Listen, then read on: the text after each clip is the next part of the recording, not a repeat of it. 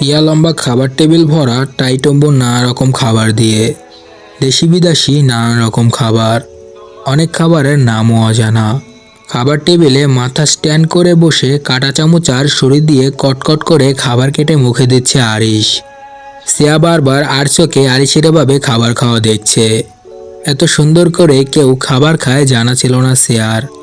সিয়া আরিশের ডান পাশে বসে আছে, তার বাঁ পাশে আরিশের মা রেশমি, তিনিও একই দাঁতে খাচ্ছেন।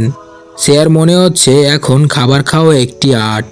সে চামচ দ্বারা খেতে পারে না, তাই প্লেটে চামচ নাড়াচ্ছে, যা বার কয়েক চোখে পড়ছে আরিশের। তা দেখে ছোট্ট শ্বাস নেয় সে। কি মেরে বাবা, মুখ ফুটে কিছু বলতেই চায় না, আর বলতেই কেন হয়? এটা তো আমার বাড়ি, আর আমার বাড়ি মানে তার বাড়ি। সো কি এত কিসের ভাবনা? আরিশ বলল, এনি প্রবলেম? সিয়া মাথা নাড়ায়, যার অর্থ না। তাহলে খাচ্ছ না কেন? সিয়া চুপ। খাবার পছন্দ হয়নি নাকি? আরিশের কথায় ফোড়ন কেটে রেশমি বলে ওঠে, কি বলছিস বাবা, ওর পছন্দেরই তো সব। রেশমির কথা শেষ না হতেই খিচিয়ে তাকে বলল আরিশ, আপনাকে জিজ্ঞেস করছি, নাক গলান কেন সব কিছুতে? আরিশের কথায় কষ্ট পেলেন রেশমি। এই ছেলে প্রতিবার তাকে অপমান করে, তাই বলে বউয়ের সামনে করবে? যতই সে হোক সৎমা, নিজের ছেলের মতোই মানুষ করছিলেন তিনি। হায় আফসোস, ছেলেটিটাকে কখনো মায়ের মর্যাদা দিল না। আরিশের মায়ের প্রতি আরিশের ব্যবহার দেখে অবাক হয়ে চেয়ে রইল শ্রেয়া। লোকটা কত বদমেজাজি, নিজের মার সাথে এমন কেউ করে? সে না হয় পরের ঘরের মেয়ে, কিন্তু সে তো তার মা। শ্রেয়া বুঝে তার মা নেই বলে কেমন লাগে। আর আরিশ তো পাগল, তার কাছে মা থাকতেও তার কদর করে না। শ্রেয়ার ভাবনায় ছেদ পড়ে আরিশের ধমকে, পুরো কেঁপে উঠে শ্রেয়া। হাতে থাকা চামচটা নিচে পড়ে টুংটাং বাদ্যযন্ত্র বাজিয়ে দিল। কাঁটা চামচ দিয়ে খেতে না পারলে হাত দিয়ে খাও, এভাবে খাবার নিয়ে বসে থাকার মানে কি? শ্রেয়া কম্পনজড়িত কণ্ঠে বলে, খাচ্ছি। আরিশ বলল, থাক, তোমাকে হাত দিয়ে খেতে হবে না, আমি খাইয়ে দিচ্ছি। শ্রেয়া অবাক হয়ে চেয়ে রইল। এ লোককে বোঝা বড় দায়। এক মুহূর্তেই ঝাড়ছে, আবার আদর দেখাচ্ছে। হুম, খাটাস একটা। শ্রেয়ার মুখের সামনে খাবার তুলে ধরল আরিশ। শ্রেয়া চুপচাপ খেয়ে নিল, কথা বাড়ালো না। আপাতত অনেক ক্ষুধা পেটে তার। প্লিজ আরিশ, আমাকে মারিস না, তোকে মরতেই হবে। তিল তিল করে মারবো। আমার ভুল হয়ে গেছে আরিশ, মাফ করে দে। আমার ডিকশনারিতে মাপ বলে কিছুই নেই।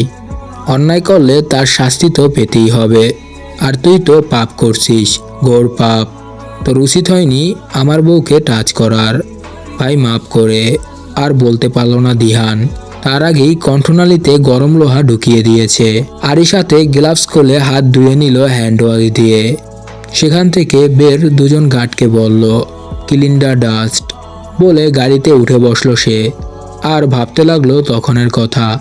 আরিশ শ্রেয়াকে নিয়ে শপিং মলে আসে, তার জন্য কিছু শাড়ি কিনবে বলে। শ্রেয়া ভয়ে কাচুমচু হয়ে আসছে তার পাশে। আরিশ শ্রেয়ার কোমরে হাত চেপে তার কাছে নিয়ে আসছে বারবার। শ্রেয়ার কেমন অস্থির লাগছে, কারণ আশেপাশে সবাই তার দিকে ড্যাব ড্যাব করে চেয়ে আছে। আরিশ শ্রেয়াকে নিয়ে একটি শাড়ির দোকানে ঢুকে শাড়ি দেখতে থাকে। দোকানদারের উদ্দেশ্যে আরিশ বলে, কিছু আনকমন কালেকশন দেখান। দোকানদার তো মহা খুশি। আরিশের মতো বিলেনিয়ার তার দোকানে কদম ফেলছেন। তিনি খুশিতে গদগদ হয়ে শাড়ি দেখিয়ে যাচ্ছে, সাথে দোকানের কর্মচারীকে চা কফি ঠান্ডা আনতে পাঠিয়ে দিলেন।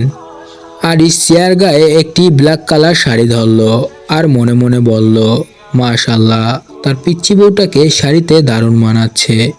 এভাবে আরো কটা শাড়ি নিবে, বাধা দেয় শ্রেয়া। তখনই চোখ রাঙায় আরিশ। আরিশের চোখ রাঙানিতে আরও কাচুমচু হয়ে যায় শ্রেয়া। মাথা নত করে বসে থাকে পুতুলের মতোই। কেনাকাটা শেষে ফুড কোর্টে চলে আসে তারা। কিছু খাবার অর্ডার করে কোনার একটি টেবিলে গিয়ে বসে তারা। শ্রেয়া সেই আগের মতো কাচুমচু হয়ে বসে আছে, আর আরিশ একদানে তাকিয়ে আছে।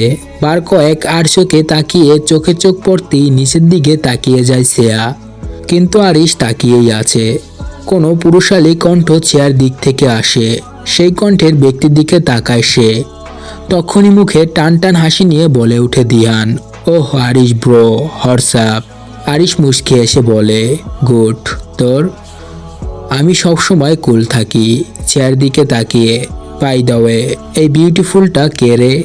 আরিশের রাগ লাগলো। তার বউকে কেউ সুন্দর বলুক তা তার মোটেও পছন্দ না। আর দিয়ানকে তো আরও না। এক নাম্বার প্লে বয়সে। আরিশ বলল, আমার বউ। দিয়ান একটু টেনে বলল, ও এম জি, মামা তোর ভাগ্যটা তো সেই চাক্কাস মাল পাইছ। আরিশ রেগে বলল, দিয়ান ভালোভাবে কথা বল, শি ইজ মাই ওয়াইফ। দিয়ান দাঁত কেলিয়ে বলল, রাগ করস কেন মামা, ফান করছি তো। আর আমি তো ভাবির দেওর, এতটুকু হক তো আছে নাকি ভাবি? চেয়া চুপ মেরে রইল। লোকটিকে তার মোটেও পছন্দ হচ্ছে না, পুরাই গায়ে পড়া। আর তার ভাষা শুনে বমি আসছে শেয়ার। তখনই দিহান উঠে গিয়ে বসে পড়ল শেয়ার পাশে, একদম গা ঘেঁষে। শেয়া ভয়ে দূরে সরে গেল কিছুটা। হুট করে এমন কাজে আরিশের রাগ উঠে যায়। সে দাঁড়িয়ে চিল্লিয়ে বলে ওঠে, ওঠ, ওর পাশ থেকে ওঠ বলছি। আরে কুল কুল মামা, রেগে যাচ্ছিস কেন? আচ্ছা উঠে যাচ্ছি, বলে উঠে গেল। আর যাওয়ার আগে আকস্মিক শেয়ার হাত টান দিয়ে চুমু খেয়ে বলল দিহান, আবার দেখা হবে ভাবি। দিহানের এমন কাজে আরিশের মাথায় রক্ত চড়ে গেল। চোখ লাল হয়ে গেল তার। শেয়া তখন বিস্ময় নিয়ে তাকিয়ে আছে আরিশের দিকে। আরিশ রাগে এবার টেবিলের গ্লাসটা মাটিতে ফেলে দেয়, যা পরে খণ্ড খণ্ড হয়ে ছড়িয়ে ছিটিয়ে পড়ে এদিক ওদিক। তা দেখে চেহারাটা শুকিয়ে যাচ্ছে। সে শাড়ির আঁচল মুঠ করে ধরে বসে আছে। তখনই আরিশ টানতে টানতে ওকে বাসায় নিয়ে যায়। সে এমনিতেও ভয়ে ছিল, এমন ব্যবহারে কেঁদে দিল সে। ঘরে দেখতেই শেয়াকে ঠাস করে চর মেরে দেয় আরিশ। চরের বেগ এতটাই ছিল যে শেয়া নিচে পড়ে যায়, আর ঠোঁট কেটে রক্ত বের হতে লাগে। শেয়াকে এভাবেই রেখে বাইরে চলে আসে সে। রাগে মাথা ফেটে যাচ্ছিল তার। কিছু গার্ডকে বলে দিয়ানকে ধরে নিয়ে আসতে, আর আরিশ তার খুন করে দেয়। ছোট্ট শ্বাস ফেলে আরিশ। তার জিনিসে কেউ হাত দিলে সে কাউকে ছাড়ে না। আর দিয়ান তার কলেজায় হাত দিয়েছে, তাকে কিভাবে ছেড়ে দিবে সে?